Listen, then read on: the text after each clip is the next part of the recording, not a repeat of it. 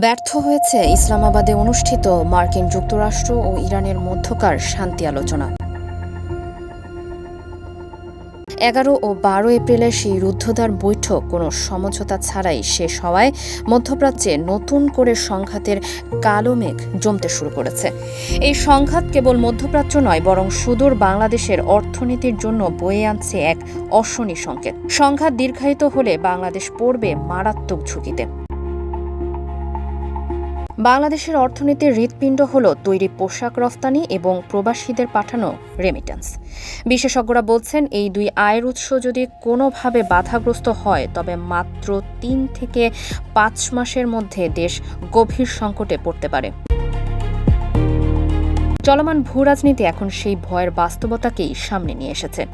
12 April রাজধানীতে এক অনুষ্ঠানে তথ্য ও সম্প্রচার মন্ত্রী জহিরুদ্দিন স্বপন এই সংকটের ভয়াবহতা তুলে ধরেন। তার মতে, যুদ্ধ দীর্ঘায়িত হলে বিদেশের শ্রমবাজার আমাদের জন্য সংকুচিত হয়ে পড়বে। সংঘাত বাড়লে বিদেশে কর্মী পাঠানো যেমন বন্ধ হতে পারে, তেমনি প্রবাসী শ্রমিকরা কর্মহীন হয়ে পড়ার আশঙ্কা রয়েছে। লোহিত সাগর বা হরমুজ প্রণালী অনিরাপদ হলে পণ্য পরিবহনের সময় ও খরচ উভয়ই বাড়বে। এর ফলে বিদেশি ক্রেতারা দ্রুত সরবরাহের আশায় চীন বা ভিয়েতনামের দিকে ঝুঁকে পড়লে আমাদের $40 বিলিয়ন রপ্তানি আয় হুমকির মুখে পড়বে।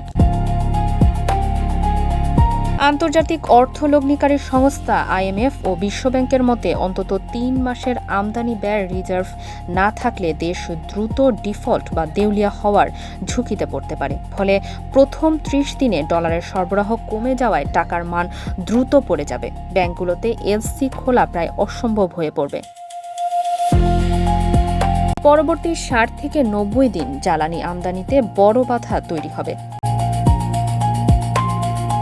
বিদ্যুৎ উৎপাদন ও পরিবহন খাতে দেখা দেবে চরম অচলাবস্থা। পরবর্তী 120 দিন বাজার জুড়ে নিত্য প্রয়োজনীয় পণ্য ও ওষুধের তীব্র হাহাকার দেখা দেবে। সব মিলিয়ে মুদ্রাস্ফীতি এমন এক পর্যায়ে পৌঁছাতে পারে যা সাধারণ মানুষের ক্রয় ক্ষমতার নাগালের বাইরে চলে যাবে।